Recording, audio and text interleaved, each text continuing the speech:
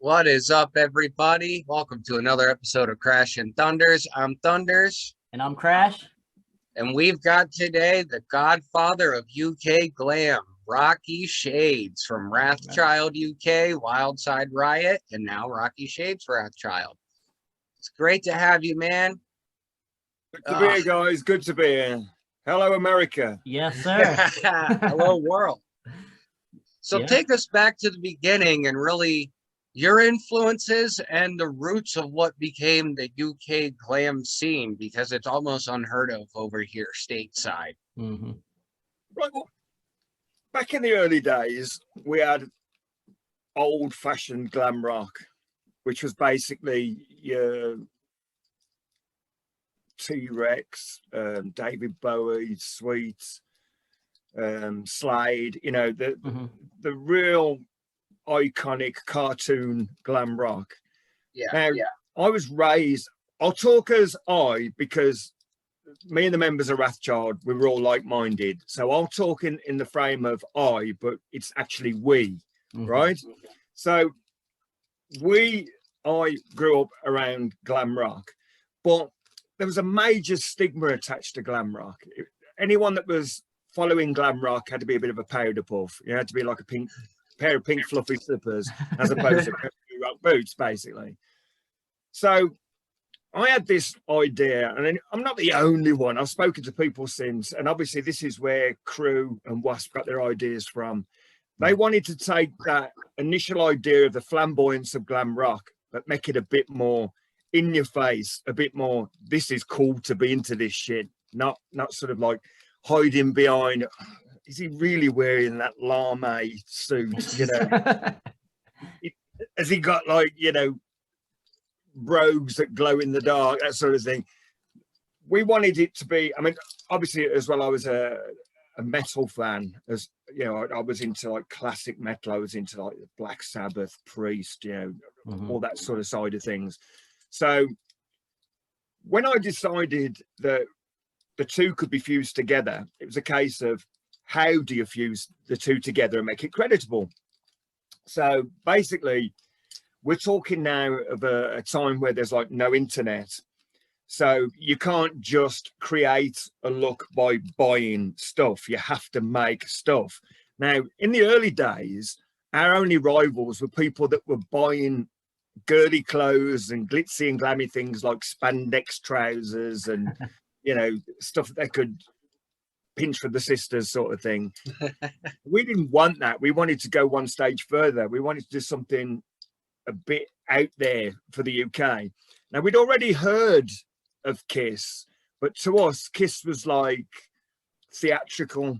I mean, we've been Alice Cooper fans. We thought Alice Cooper was theatrical. And when we looked at Kiss, we thought, we can't do that in the UK because, one, we haven't got the funds or the space to do that sort of thing. But we could do something like it to get the idea across. But we didn't want to invent cartoony characters. The characters that we became were actually our alter egos. I know that sounds a bit, you know, really cliched and shit, but it's true. You know, I invented the character Rocky Shades back in 1976. That was probably after listening to the Destroyer album, because I was in class in school and some guy bought in a cassette tape. But those young people watching and listening that don't understand what cassettes are, just Google it. You won't believe how shit that was for capturing music. Although it did create some really, really unusual effects when you try and play it back on a machine that stretched it a little bit. Besides the point. Yes. So basically, we thought, right, what can we do that's a little bit out there? And each time we looked at the big picture, we just added to it. So anyone that's looked at the early Wrathchild pictures, which I hope do not appear on screen, but the early Wrathchild pictures aren't very, very good. Now, I remember when I saw the Twisted Sister documentary, and they let old footage of how they used to look come out on screen. Fair play. I love Twisted Sister. I met them a few times. Love that band to bits. They actually had the foresight to say, no, really, we did look this shit in the early days. Yeah. He's saying, look at my moustache. You know, I do a similar thing. I actually look like a very unglam version of Frank Marino from Mahogany Rush. Okay. I was a cross between Ozzy Osbourne and Frank Marino. You know, sort of like Frank Osbourne, I suppose. But, Jared. it was so wrong, but it was different. People looked at us and said, like, you know, how can they even think of wearing such kept going back to the drawing board, and that's how I got into making my own stage gear. And it was something that I kept throughout the rest of history. I just kept making my own stage gear and making it weirder and more wonderful. And I got to hear that things that were metal in other countries on stage gear and stuff and stage wasn't really metal. It was made of plastic and rubber. And we got to, oh, we're not having any of that. We actually did things out of real metal. And when fans got entangled in our barbed wire at the front of the stage and they was complaining that it hurt, we were saying, well, what did you expect? False barbed wire. And they said, well, yeah. And I said, well, how do you go to the false barbed wire shop? You know, like 50 rolls of, you know, pretend barbed wire, please. It's just not, it's not reasonable, is it? So basically, we made everything real and metal and dangerous, and that's why we caused so much damage. Back then, there was not a thing called health and safety. Health and safety was something that was invented in modern times. Back then, away with murder, literally. Not that we ever did. Not that we ever know that we ever did. Manslaughter, maybe, but definitely not murder. That basically gave us the grounding for making the shock rock, the glam metal thing, because that's what it was. It was glam metal. Now, people have like tried to claim the flag for glam metal, saying, yeah, we knew that we could have a heavier version of glam, and they try and make out they invented this thing. But if you think about it, it's evolution. You know, the thing where you put like enough typewriters in front of chimpanzees, they come out with the Bible. You know, I've got this theory: you give enough addresses to DIY shops to some chimpanzees, they will build a Wrathchild stage set. Yeah, they just will, and it'll be full of traps. It'll be a human, you know, we're gonna eat you up zone. And our stage show basically became like, people had to come and see us more than once just to verify that the outcome of the gig was very much a roll of the dice. You know, who's going to get hurt tonight? Is it going to be a band member? Is it going to be one of us? Is it going to be somebody we don't like? You know, fingers crossed. So, like a wrestling match, you don't know how exactly it's going to end. You don't know. We didn't know how it was going to end. I mean, I've been blown up. I've been set on fire. I've been beaten up. I've been all sorts. You know, I mean, I even had my kung fu instructor follow me around everywhere off stage with a whistle around my neck because people had loved to set me up. People actually sent girls over to say, "Oh, my friend's really shy, but wants to meet you. Can you come over to our table?" And you'd walk to the back of this darkened club just for about 6 blokes to jump on you. Yeah. Yeah, I like your style, but you're not really weighing up the full picture. And I'll blow this whistle, and my 4th Dan black belt fucking kung fu instructor comes bounding across and leaves these people in a heap, and I have to look at them on the floor and say, "Come on, it's gonna be easy. You just think I was just going to walk over and let you trounce me? You know, it's just, and also, I used to love stage weaponry, which is how the bazooka came about. But unfortunately, yeah, the bazooka had to be full of confetti because apparently it's really illegal to fire rockets for real on stage. I also got told I couldn't use the proper machine gun I'd got. I got told the medieval weaponry that I was using had to be blunted. The medieval axe I used to wield on stage which used to go on fire, that had to have its blade blunt. And do you remember the picture I sent you with all the metal and the armor plates? Yeah. Yeah. Well, I'm holding a mason chain there, right? That's got 2 balls on it on your picture. After the Glasgow gig, it only had 1. That picture is very, very close to my heart because I didn't see the other ball after that gig.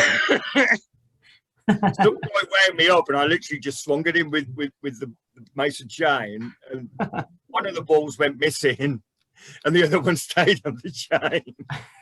Krash, you have to understand, sunny California is a much easier place to accept a band like Wrathchild than, you know, the dark, rainy, you know, cold areas of the culture shock is a lot different. A lot of yeah, and that was one of my questions I wanted to ask you is like that early on in the scene in the UK, how was the glam scene? Was it really underground, or was it kind of just like compared to the US at the same time? You know, like, I'll be totally honest with you. Round about the early 80s, the glam scene in the UK was a very confused affair. mm-hmm.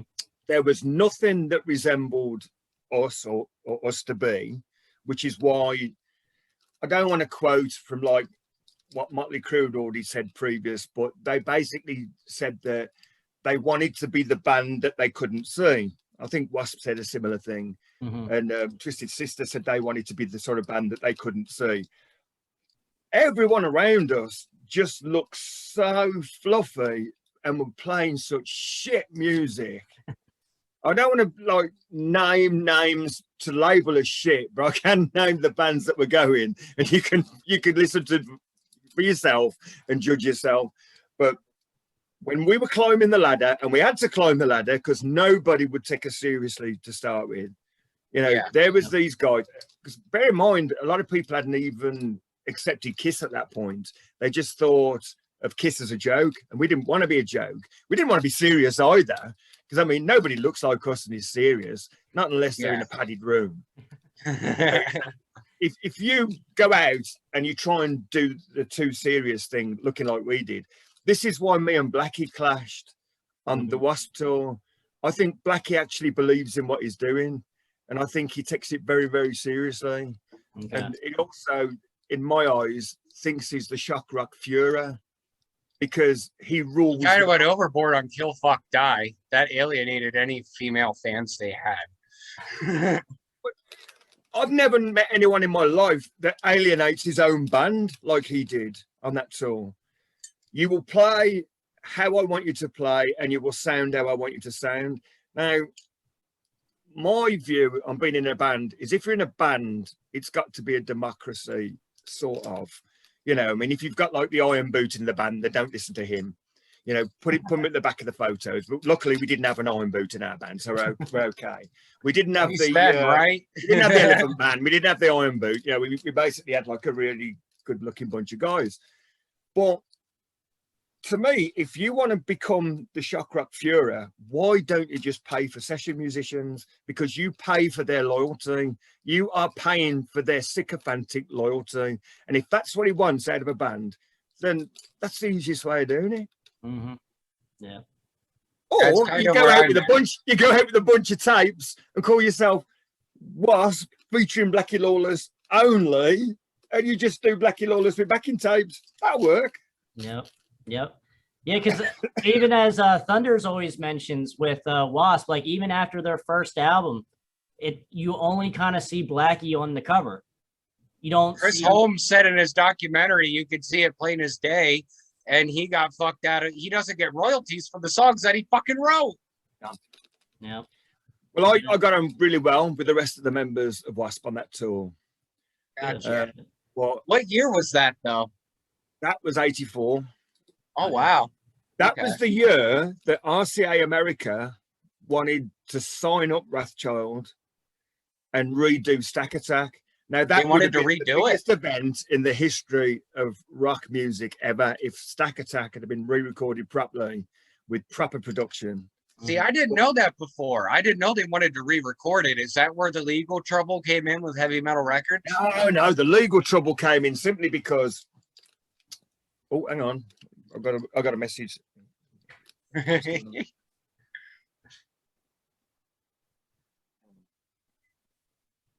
You're getting an update. What's going on here, Mrs. Technical? Sorry, listeners. You're fine. We've got a technical problem. It's rock and roll, right? That was my fiance, by the way. Awesome. Right, what was the question again? Re-record Stack Attack. Is that where the legal? Yeah, Right, okay. the legal issues between Heavy Metal Records and you guys. Right. Shortly What thereafter. happened with that was RCA America, they thought that a small label like Heavy Metal Records was going to roll over and just let them steal the band. You know, they offered them a good deal of money, but it was the way it was done. It was like, we're the big boys, you're the small fries. You know, it's a bit like a big football team trying to take a star player off a nobody team. You know what I mean? Mm-hmm. But knowing how contracts work, he just stuck his flag in the ground and he goes, they're fucking going nowhere. So basically, there was this standoff between RCA America, Heavy Metal Records, and ourselves, and nothing was getting done. And RCA America said, we want to redo Stack Attack because everybody loves that album. That album is going to be like, you know, the Appetite for Destruction of the Wrathchild world. And basically, we were held at bay for so many years. You know how record companies work, the behind the scenes people change on a regular basis. Yeah. When we finally became sort of free, the people that were interested in us suddenly wasn't anymore, which is why we ended up going back to the people we're trying to get off with a different deal. Like people say to us, why did you go back? Well, we had to go back. Nobody else was interested, but we didn't go back on the same deal. We went on a bit of a different deal, thinking they might have learned by their mistakes, but it just got worse. So we ended up having to leave again. Okay. And they kind of pitted band members against each other during all this process too, correct? As far back as that? It's like rats caught in a barrel.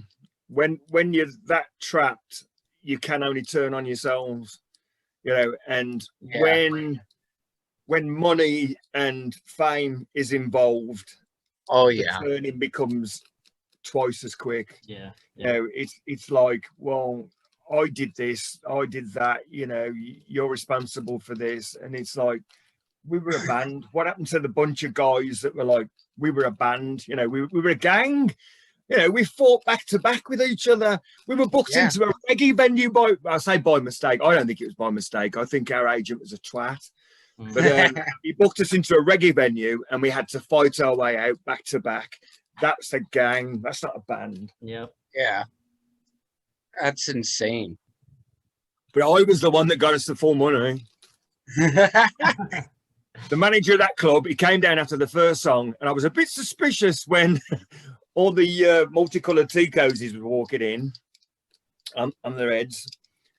And I thought, call me a bit sort of pessimistic here, but this doesn't look like a rock gig. And the manager comes running down the front. We got our fortress set with the cannons, the barbed wire, and everything. And the manager says, get off my stage before they rip the club down. And I said, are we getting paid? And he said, no. I said, right, we do the second song. This went on till about the fifth number when he says, yes, full money, just go. And we got fully paid. But that night, there was quite a bit of fighting going on. That is a really, really involved story. I might get into it in a minute, if possible. Right, where are we? Because I digress so much. I think we're just pretty much going through your discography at the moment. Like we're talking Stack Attack, and just so pretty much after Stack Attack, then like you had that long period before your next album. Can you talk about that? Like how that time period was? Like I guess downtime, you could say, or that's where the legal stuff started happening. That was where Heavy Metal Records put some sort of block on us.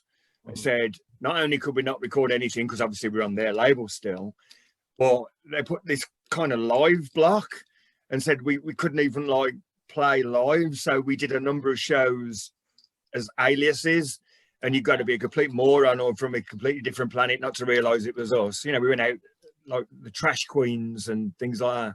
Well, the Pitbulls did that with the Spots tour too, because they were banned everywhere. So basically, we killed time doing that, and it was during that spell that I got contacted by Discharge, and that's when we first started getting together and hanging out. Okay. What did you do after Discharge, or did you do any, or did that pretty much cover that area for you? We was actually working on some album stuff with Discharge. Oh, wow. It was pointed out to me that due to the restraints, and Discharge didn't take this very, very kindly, they didn't leave with the friendliness that I would have liked. It's like when you split up with a girlfriend, you know, you want it to be amicable, but there's no way it's going to be. There's got to be fallout in some way or other. So basically, I was told if I recorded anything with Discharge, I could not be credited for it under my stage name. Now, I built that character up for so long, I could have done it under my real name, but I built that character up. Why shouldn't I be credited for doing something as that character? I mean, can you imagine looking now at a Discharge album and it's got on lead vocals Rocky Shades? I mean, how fucking cool would that be? That would be fucking cool. You know, or someone's wearing a t-shirt and you can see quite clearly that the man in the middle is me. You know, I was told I couldn't do any of that. So I could record the album if I wanted to, but I'd have to do it as a ghost. Well, what's the point? Yeah. What really is the point? Then, of course, there was what I said, if I don't bring 100% to the table, you know, something's got to give with the table. And I didn't feel like I was doing them any favors.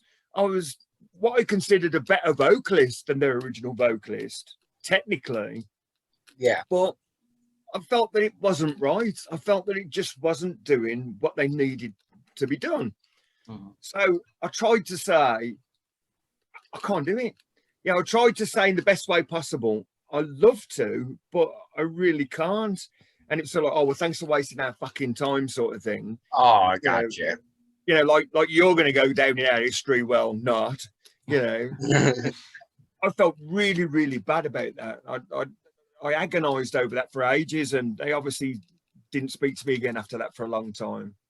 So how it ended, you know, how they feel about me, the truth's out. I've said it a few times, the truth's out. I couldn't do anything.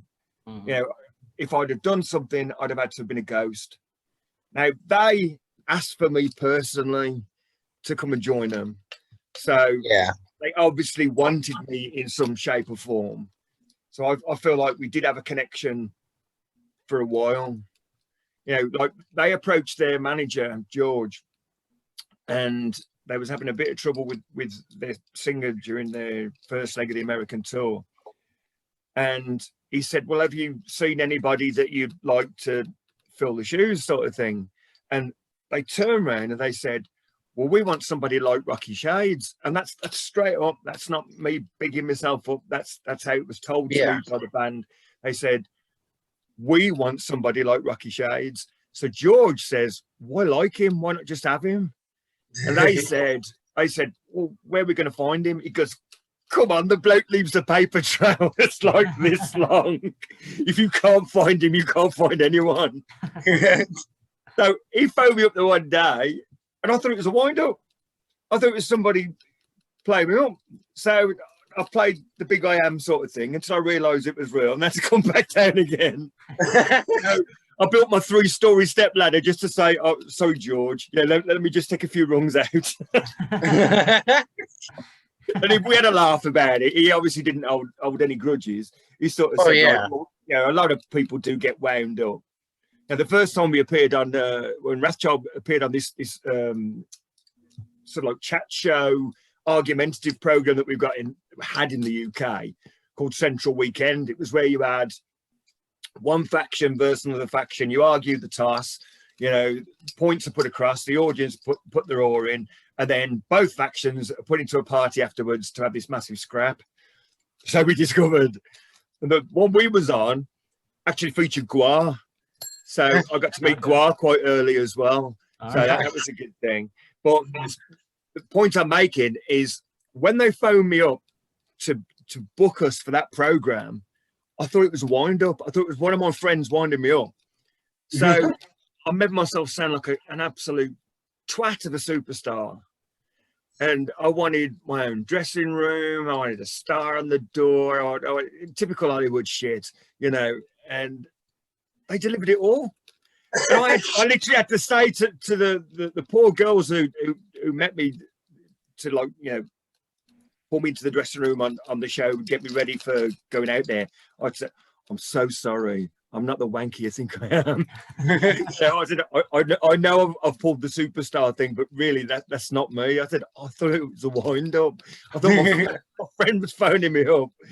And they says, no, they said, you've had a front page newspaper feature, so we wanted you on the program. I said, but I thought these things were booked well in advance. This is like on the day. You know, you looked at the feature and you phone me up on the day. That doesn't happen. She says, when they want you as bad as they wanted you, sort of thing. And what was on the front page? Ban this filth. They wanted my band thrown out the country because of my antics with young ladies and spray cream. I'm guilty as charged. Well, goddamn, what's up with the British government? They wanted Johnny Rotten out over a mean song against Parliament. They wanted you out because of your sexual activities? Yeah, basically. I thought you said all the pilgrims over here. No. Funny enough, you know, the PRMC, they really wanted to stop you guys getting any access to Wrathchild. They really didn't want us tainting you with a disgusting, lewd behavior. The filthy lucre, right? I mean, I just find it hilarious because we just did what bands did. You know, these do-gooding types. Yeah, we had Mary Whitehouse over here. These do-gooding types, they perceive something that's bigger than it actually is, and they do us a favor by make it bigger than it actually is. I got a front page spread of a newspaper in our country, and it's like, what the hell? And you open the page, the middle of the paper, and there's two topless girls on stage saying, "My dad will kill me." Not as much as they bloody had a go at me when they finally cut off. They wanted to throw you out of the country for having nothing. They wanted to throw me out of the country, but the dads, the boyfriends, the uncles, whatever, they was hot in our trail, and they used to hunt us as a posse. It was like being in the Wild West. God damn. And the time I was got it was about 1987. I just dyed my hair from blonde, which I'd been since 82, to black.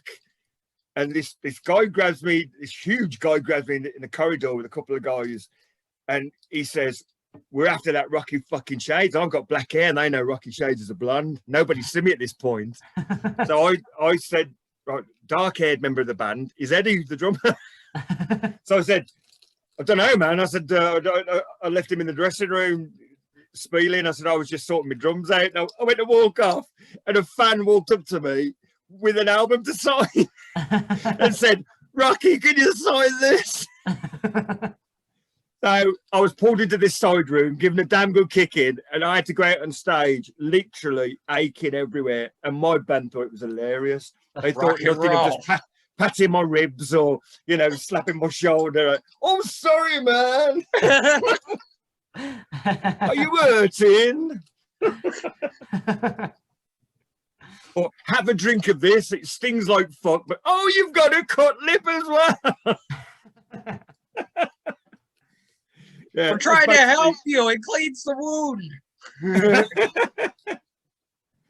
Yeah, it might clean the wound. It just bloody hurt though. So at around that time, then you guys are you guys in progress of making your second The Biz Sucks then, or is that kind of yeah.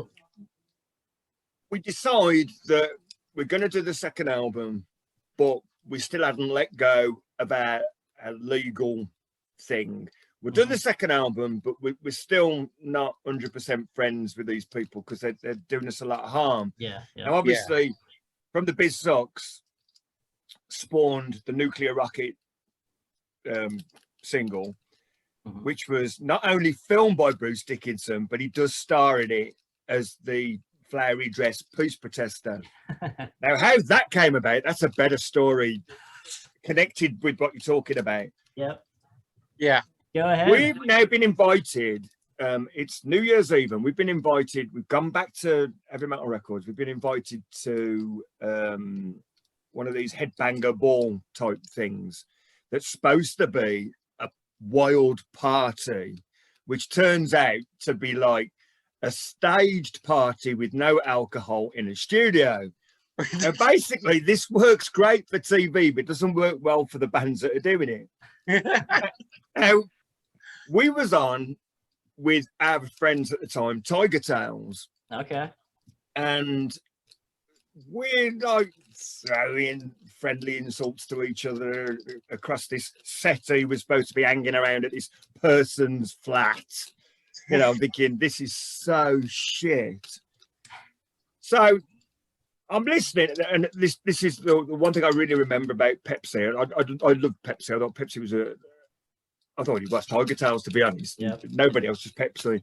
But he's trying to get points off Wrathchild by jibing us, but his timing's not too perfect. His little jibes are so predictable, and I'm just verbally batting him away, sort of thing. And then I think to myself, this has gone on long enough. And I'll just wait my moment and fuck him off the back of the settee. Just at the right moment, and it steals the entire event. By this point, we now realise we're so totally and utterly sober, we need a drink. So we sneaks out the studio, this party that's raging on with other, important people. And we goes round to a pub round the corner where Bruce Dickinson is drinking with some friends of ours. And we get to chatting, and he starts telling us about his new venture, which is a video thing that he's just started up. So, of course, the subject comes up, well, why don't you video our next single? And it's like, Bruce Dickinson, video our next single? Are you for real? This is like, the metal god. You're asking the metal god to video our next single? And he says, fuck yeah. And we all sat round planning this mad storyline, and it's meant to be like a silent film, but it's meant to be so slapstick. It's just on rock and roll. And then Bruce, that's what I love about it, though, and that's very Bruce Dickinson. If you know, watch him in interviews and completely unprompted, he then goes, I know where I can star in this. And he walks into the shot in that flowery dress with the peace protester sign. He hits Lance, and then he decides it's not good enough. So he hits Lance, and he decides it's not good enough. So he hits Lance. By the time it finished, Lance was in concussion. I couldn't stop laughing. Bruce Dickinson not only stars in our fucking video, he's just not a lead guitarist. That's just so cool. Oh, and then he then says, right, we need some like live footage that isn't live. And I said, well, where are we going to do that? He goes, in the courtyard of my house in Hammersmith. So all that stuff that you think's live going on, where the explosions are going, that's his back garden in Hammersmith. And why we're flinching for real is somebody's overloaded them cannons a little bit too hard, and it was literally like Beirut in his back garden. That sounds like Bruce Dickinson too. Yeah, but it was our technicians that did it. Oh, shit. He just said, right, I want this to go off there, and I want that to go off there. And says, yeah, right. And then if you watch that video really closely, I go, what the fuck? something goes off behind me, and I think I'm in World War II. You know, it's like, oh my God, I've just been hit by a V2. You know what I mean? And yeah, it Make was a just music great. video with Bruce Dickinson and blow up his yard at the same time. What exactly? Yeah, I mean, I don't know whether you've seen the pictures of the like battle car thing that we had the drums on for a few shows. Well, there wasn't a lot of places in our country big enough to put that on. So we did as many gigs as we possibly could with the battle car.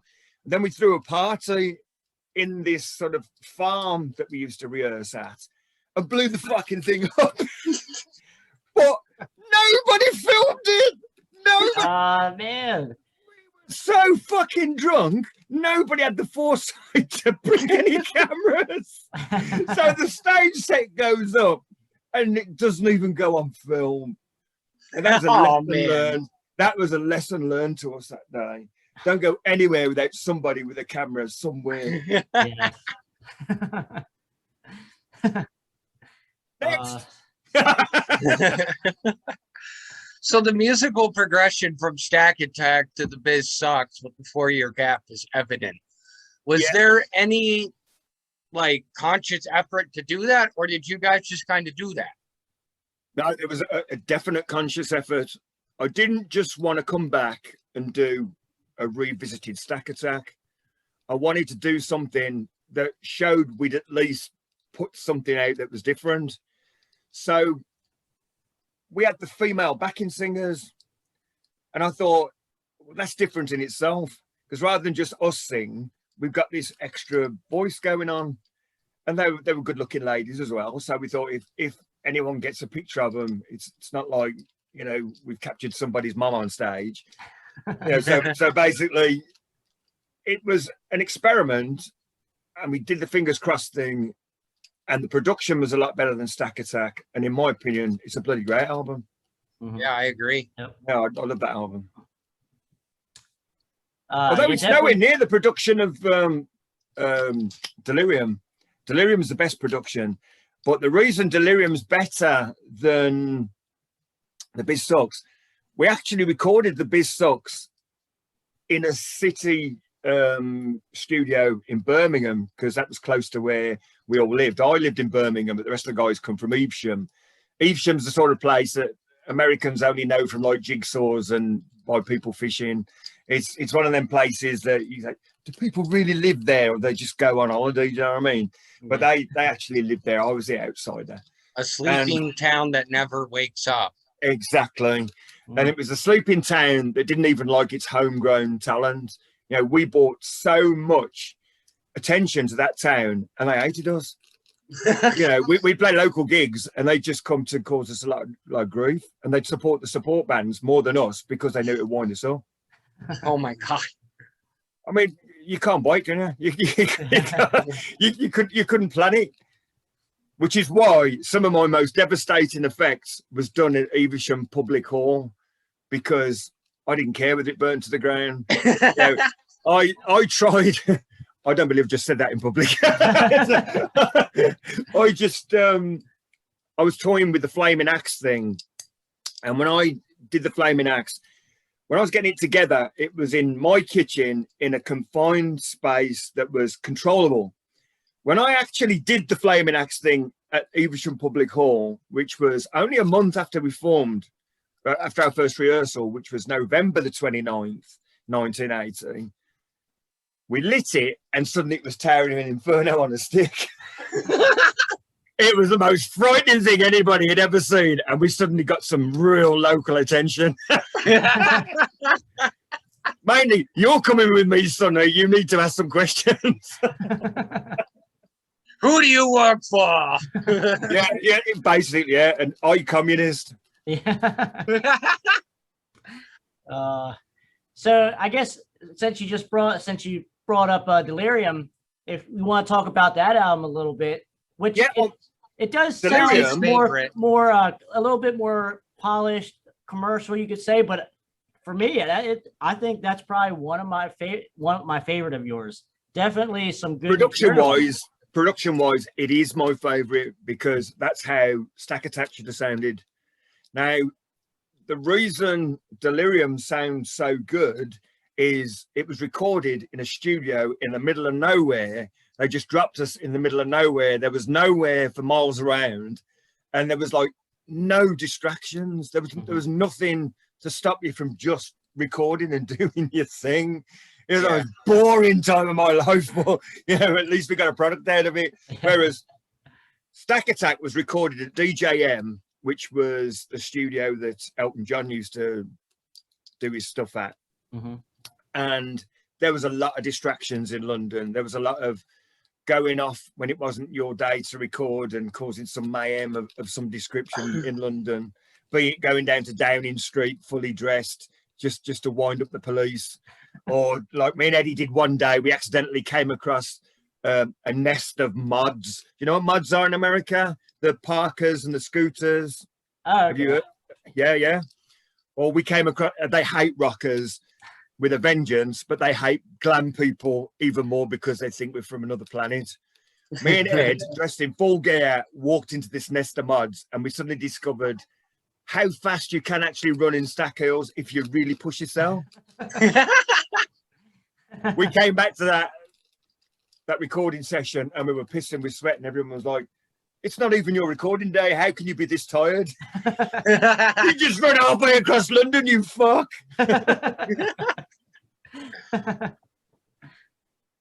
So it was also at that time where me and Ed used to hang out with Hanoi Rocks, the proper Hanoi Rocks, and that is a band I love the passion. You know, unfortunately, Razzle was a good mate of mine. And although you can say, well, he got in the car with Vince like you would anybody else, it took a long time for me to forgive him for taking a good friend of mine. I've had such a good laugh. If I do nothing else in music, I can sit back and say, I hung out with Bruce Dickinson. I had a laugh with Lemmy. I had a laugh with AC/DC, one of my all-time favourite bands. You know, I hung out with the coolest band that ever was until Raz was taken. You know, I've lived, I can say, that'll do for me. You know, if I do nothing else, that'll do. Hanging out with Hanoi Rocks was just brilliant. They was just so much fun. So naughty, but so much fun. Where we differed was I'm a no drugs person.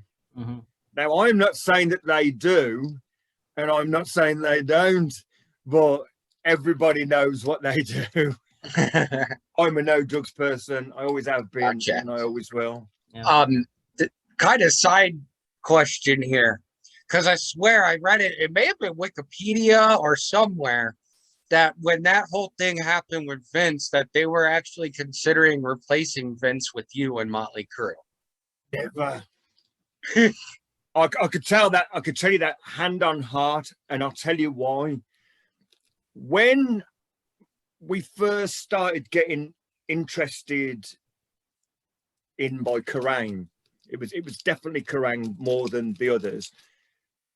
They gave one of our singles a review by Nikki Sixx and Tommy Lee, and they weren't exactly fair about it.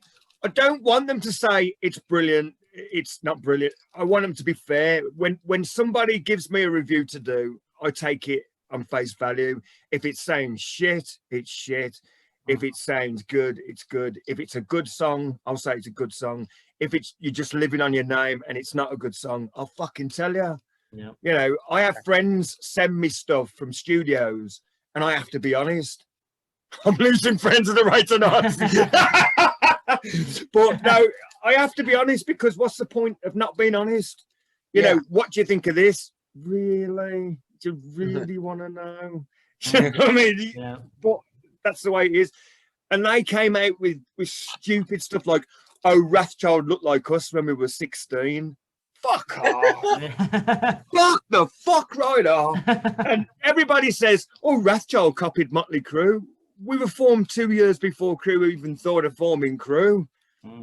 I think we formed while Vince was still in Rock Rock Candy. Candy. I think he Yeah. was still in Rock Candy when we formed. Yeah, So because they didn't really start how did technically. we mimic them? Plus, and the ultimate kick in my bollocks, which always happens, like, I don't know whether you've heard the expression, the British soap opera. We've got these programs in Britain that people get hung up on, and they last like a million episodes before they die, or usually a million episodes before you die. They have those over here. Well, right at the end of one of those that we call EastEnders, set in London, there's a drum thing, dun, dun, dun, dun, dun, dun, dun, to create a bit of, like, you know, atmosphere. My EastEnders end moment comes when I discovered that when Motley Crue opened Donington '84, it should have been Wrathchild, and we weren't even told. We were not even told. And I made it plainly clear that if I found who was responsible for cancelling that gig that day, I would kill him. Mm-hmm. And it went out. It went out worldwide. You know, not just fighting. I'll kill you. Oh, or I had you killed. You know, simple as that. Because that was Van Halen's last gig as Van Halen. I could have been backstage partying with Van Halen, and it was taken off me. Never mind opening Donington. Fuck that. Did any year? You know, I was really annoyed about that. And wasn't AC/DC on the bill as well? And Ozzy. Oh, come the fuck on. We could have been part of that. And I still remember there was Gary Moore, Accept. Yeah. They was on the bill. Can't remember anything else. I've gone blank. But that's not bad though, is it? That's not bad. Oh yeah. No. You know? Great bill. AC/DC last, then it was Ozzy, Van Halen before them. It was Gary Moore, Accept. That might have been it actually. I don't remember anybody else. Oh. Yeah. Yeah. And we could have been part of that. Damn, that sucks. And I mean, Accept, they have got the greatest start to an album that will go down in the history of greatest starts to albums. The swish yodeling and then the needle going across the record. I couldn't have invented that myself. It's brilliant. You know, and an ear-piercing scream that literally takes your windows out. Yeah. Mm-hmm. That to me, you ain't beating that. There's no intro in the world that's ever going to beat that. No. I agree. Yep. So I guess touching back on Delirium a little bit here, was it better received then compared to the other two, or was it just kind of just no promotion? This is where the rub comes in. Delirium was a contractual obligation album. It was the album we had to do. Okay. Ironically, it's the best production, but it was the album we had to do before we could get away. Okay. And so they obviously didn't advertise it as well. There's a lot of Wrathchild fans didn't even know it existed. And to my horror, I've heard from people all over the world that the first album they actually heard was the Trash Queens album, which is just compilation a pile of collections of shit. Okay. You know, people have said to me, "Oh, I love that Trash Queens album," and I'm like, "Why? That's not an album. Even us at our best. That's not an album. That's just. It's not even the versions of the stuff that went out on the discs. Mm-hmm. It's like what's left in the bottom of a pan when you're making a soup. Yeah. You know, it's demos and stuff. Yeah, but it's not even like the demo part of the demo. It's like the part of the demo you'd throw away. You know, and it's the only thing that contains the song Cock Rock Shock. And the reason it contains Cock Rock Shock is it was actually a sound check we did at the Salford Glam Festival. Now, there's a contradiction of terms. The Salford Glam Festival was the ugliest event I've ever taken part in. Which is why whenever you see pictures of it, I'm wearing a very, very scary blue wig purposely to make the other guys look even remotely close to us. I actually dressed down to give the other guys a chance. You know, Dee Snider saw that and he said, "Are you trying to mimic me?" I goes, "Well, no, it's like a blue Dolly Parton, actually, but, you know, I'll take whatever you throw at me." But yeah, Delirium, because nobody knew about it, nobody really knew how good it was until after the event. It's like a lot of albums. How many Yeah. albums have you caught up on after the event and gone, we should have bought that at the time? Yeah. You know, There's quite I a did it few. Well, I did it with Dokken. Oh yeah. Dokken passed me by because and Warrant. Yeah. Yeah, apart from Cherry Pie, Yep. which was the ultimate cliche. Uncle Tom's Cabin I is didn't much give better. Warrant a listening at all. And then I caught them after the event, and I thought, where you been? Yeah. These yeah. guys are fucking shit hot. I just had Exactly. that happen with Halloween recently. Yeah. Yeah. Yep. Now, So well, since around '89, I want to kind of ask, what other bands from the UK have you played with? Like, have you played with London Choir Boys, Spike from Dogs D'Amour, anyone like that? Anything like, or is that a little too? Well, You know, in the early days, all the bands that went on to be really, really big were bands that supported Wrathchild. mhm. In the early days, we had the Choir Boys support us. We even had them as early as when they called themselves the Choir Boys. Yep. yeah, Then we had the Dogs. And I still think Tyler talks about me kind of fondly. I'm not so sure about the rest of the guys. did you ever play with the Babysitters? No, but Any butts? I was a friend of Butts, and I went to the premiere of that film they did in London. They released a film, and Yeah, I was he's been doing movies. invited to watch that. I was a Nice. guest. I was a guest, and I met this usherette that wasn't doing cigarettes or drinks and stuff. She just had jelly beans in a tray, and she was dressed like something from Rocky Horror. And I like sweets, so I must admit I got halfway through that tray of jelly beans. Might have put on about several stone that night. But I liked the Babysitters. I thought they were really good. But I think he's I was more never asking into- I what was never into, bands like, existed. I was never into like the. That's not fair. Not ever into. Of course, I was into, but the punkier side of things. Like I like the Wild Hearts, Mhm. but that's not my bag. You know, I'm more metallic. I like more metallic things. That's why I've stuck with Priest Yep. to the bitter death, because I love metal. I love cliche metal. Mhm. Oh, You yeah. know, and my new stage jacket would give Rob Alford nightmares, because I've had a jacket that's built on a Killstar design, but whereas the now bands are going for plastic and acrylic and rubber, mine is leather and metal. And if I put it on, I sink about 2 feet into the ground, which is why I have to put stack heels on just to raise myself back up again. So yeah, I've always been into like the metal side of things, but I do Mhm. appreciate the punky side of things. I was very much into the punk movement. I love the Pistols. I thought the Pistols were great. Yeah, back when I was talking to your arch nemesis, he told me that he skipped his A levels or O levels to go see the Damned on their first tour. Oh right. Well, I actually went to see Heavy Metal Kids on the same night that the Dan were playing a club we had in Birmingham called Barbarella's. Everybody that was anybody came to Barbarella's. I met Lemmy for the first time at Barbarella's. And that night, I think it was Rat Scabies and the Captain came looking for Gary Alton, the lead singer of the Heavy Metal Kids, because he'd been slagging him off or something in the press. And they literally chased him all around the Odeon stage at a heavy metal gig. Yeah, Heavy Metal Kids gig. And back in those days, PA stacks used to be about 20 feet tall. So he climbs up this PA stack to get away from them, and they're rocking it. They're trying to shake him off the top, and I thought it was marvellous. And then I didn't like the being spat at thing.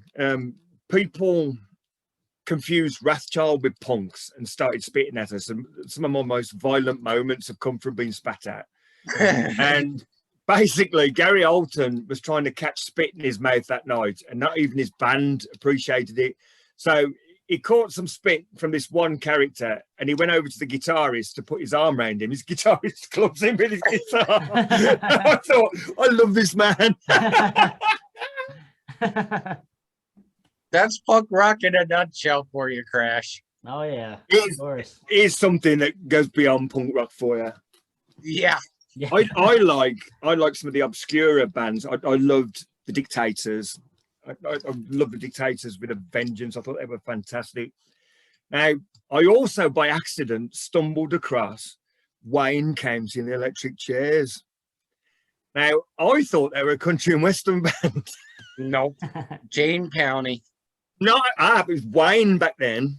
Yeah. Not only did I make an impact on Wayne back then, but when she became Jane, she professed her undying love for me in Sounds magazine, which went down really well with my fans. That's great, though. I would take that as a badge of honor and feel like, you know, kind of Cool like, as fuck. wow. You know? Yeah. I was telling Krash a little bit about punk history. Wayne County, Jane County, the first transgender before it was a thing going back to the early 70s. Really ballsy thing to do. Mm-hmm. Yeah, plus the signs were always there. When I saw them for this very first time at Barbarella's, it got a pair of jeans on with a false pair of fanny lips over the top of it. And he's masturbating with a microphone. I'm thinking, yeah, I see what you're doing here. I can see what's coming later down the line, you know, in a bit shrewd. I thought, if that guy doesn't become like a female at some point, you know, and sure enough, I was right. Yeah. But, oh, funny enough, Wrathchild, my new version of Wrathchild, for a while, we started using If You Don't Want to Fuck Me as an intro tape. Yes. Yes. Yeah. And because of the legal shit that we kept getting involved in, I was hoping that there wouldn't be any legal repercussions from the band. I don't care about legal repercussions from what's actually being said, but we loved Wayne County, Jane County, whatever, and the Electric Chairs. We would really love their thumbs up for using their song as our intro. Yeah, because it's just fantastic. It it makes a hell of a statement before you come out. It says it all. Yep. If you don't wanna, then fuck off. Go on then, Krash. I can see you thinking. Yeah, so I'm kind of thinking now, what after Delirium then? So how did you just couldn't find another deal, or just you guys just kind of took a break, or what exactly? Delirium was the end of the road, really. Okay. Delirium was round about 90, 91. Mm-hmm. And although I can't legally say that the band split up in 91, I'm not legally allowed to say that, but what I can say is, like, I stopped being in the band in 91. Okay. If you want to believe the band carried on from 91 to 2008 or 2006, which is what they were professing, then you be my guest. You find me a piece of evidence that shows Wrathchild from 1991 to 2006, and I will gladly nail myself to a piece of wood. I can say honestly, from being around, and I got to know you guys, like, after that period you mentioned, there was no new Wrathchild on YouTube until about 2009 or 2010. Thank you. Mm-hmm. Yep. Yeah, and that's where the trouble started, because by that point, anything that mentioned the word Wrathchild was synonymous with trouble. Because I looked it up, because I saw that, you know, I saw these new videos with a different guy singing. I'm like, what the fuck? And I Googled it, and you still had Rocky Shade's Wrathchild up at that time too. It disappeared shortly after, but I can literally remember looking at that on my computer like 11 years ago. Well, I actually contacted the glam Wrathchild version of the Fuhrer, which I cannot say which member of the band it is, but he's not the drummer or the lead guitarist. And I said to him, are you going to do anything with the name Wrathchild? Because if not, I want to bring back some of the old songs. I want to just, I don't want to do new stuff. You seem to want to do new stuff. I just want to bring back the classic shit that people are waiting to hear. And he most categorically said, no, he wasn't going to do anything. So I did one show under the legend Wrathchild and got shut down. And next thing I know, I've got a trademark war on my hands. And that's why the angst came to the fore. I didn't realize that this man thought I'd stolen his band. Not once did he make out that I'd stolen his band. And correct me if I'm wrong, but most of the things that are connected with Wrathchild usually have me in it in some shape or form. Yeah. Am I imagining that, or am I going too big for my boots again? No, you got something. You got some merit to that statement there. Yeah, well, there you go. You know, so basically, this guy is telling me I'm the hired help. Wow. And no one's buying that. Nobody is buying that. Krash, to put it in perspective, because I've known Rocky a while, Wild Wild Honey was written half by Rocky and half by the person of mention. Yeah. Most Wrathchild stuff was written half and half. But the way they talk about writing songs, if you haven't had anything to do with the tune, like just supplying lyrics doesn't count. Just supplying lyrics isn't writing a song. And I'm thinking, okay, I can go through every single Wrathchild song and tell which bits I wrote. And I can even point out how you can tell, because if you think of me and the other guy as the Lennon and McCartney of shock rock, his stuff was the Paul McCartney, great melodies, but the words actually don't mean a great deal. The words are kind of like, what? Whereas my words, I piece the bits together that actually like sound like real things. You know, I put the bits in that aren't the Paul McCartney. I'm the John Lennon. I make the real bits of the song. But because the tune doesn't belong to me 100%, I had nothing to do with the writing process whatsoever, because apparently just supplying lyrics is not writing a song. Duh, what? You know, since when? Yeah. That's like saying, Elton, you had nothing to do with writing any of your songs because you basically just played the piano. Yeah. And sang them. Yeah, don't make sense. Who's buying it? Come on. Yeah. So this is what basically happened. And from day one, our writing technique was, I walk into a rehearsal room and there's bits of paper hanging from beams off the ceiling with gaps in. This is how we wrote stuff. There was lots of jigsaws that needed piecing together, and there was lots of things that were called choruses that I considered pre-choruses. Now, I've even had this argument with bands over the years. Some people call them bridge lines. Some people call them pre-choruses. Some people just say a pre-chorus is actually part of the chorus. I don't fucking care. What I'm saying is, when I write it down, the bit that's the most memorable is called the chorus. That's the bit that as you hum in, as you're pushing your shopping cart round or whatever. The bit that leads up to that is the bit that you can almost form the words of when you're listening along to it on the radio. And the rest of it is the stuff that you're sort of like, daddy, daddy, dum-de, dum-de, because you can't remember how it goes.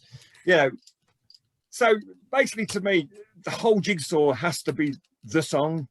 You know, and I literally piece together in every single Wrathchild song the missing gaps. And I can say that hand on heart without having to say, I'm the great Rocky Shades.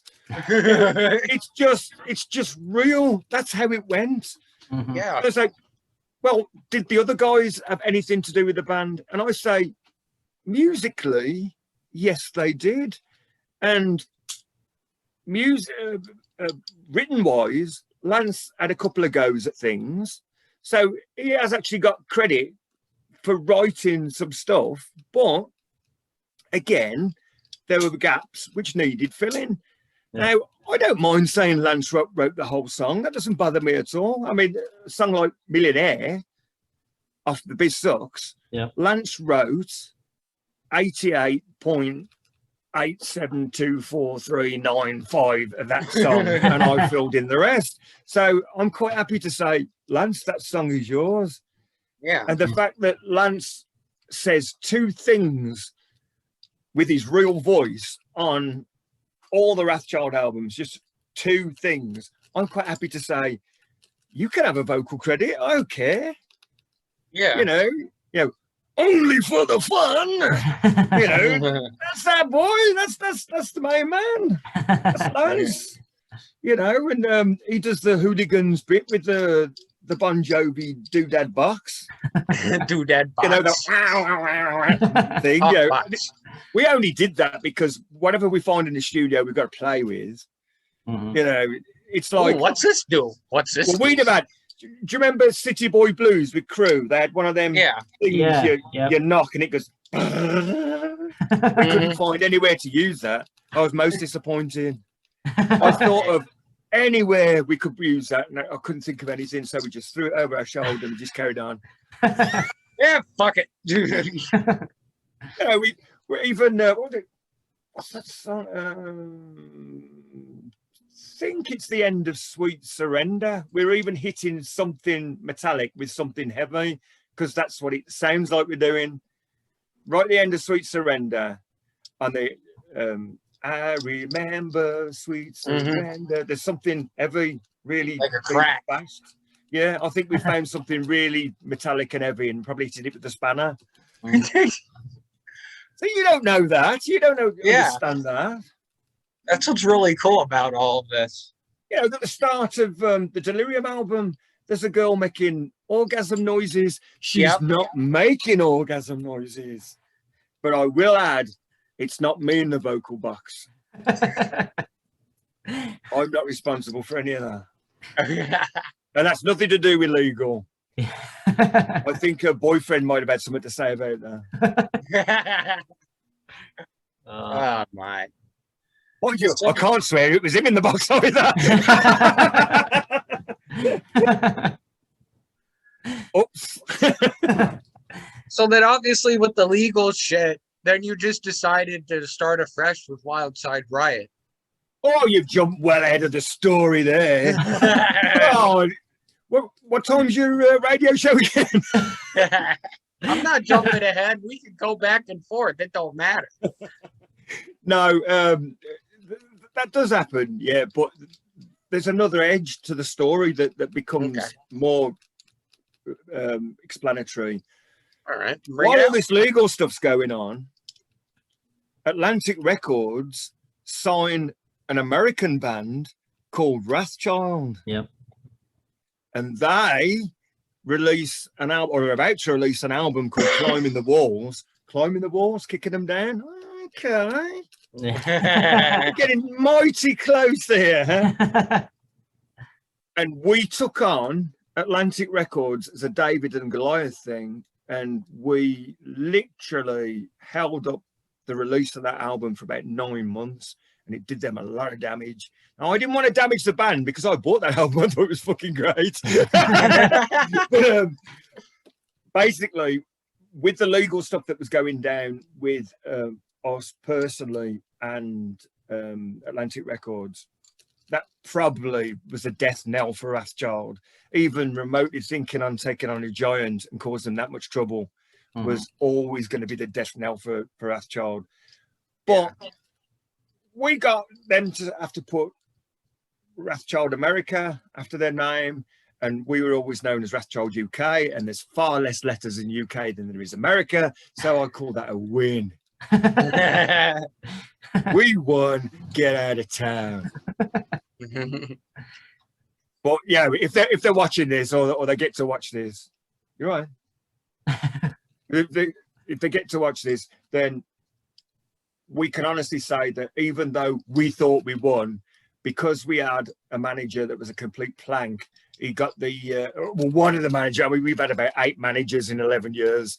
You know, we're not very good at choosing managers, and we even had one twice.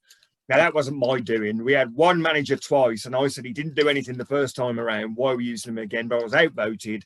Democracy does that kind of thing. Learn from it. Dictatorship, that's where it's at. It's really that shit I was talking about at the start of the show. Yeah. No. we basically lost quite a few thousand with that transaction, and it hurt us. It meant that we could no longer invest in new stage shows because we were on our own at that point. We were funding our own thing, and we started spiraling down. So that now brings us on to the fact that where did these other bands come from?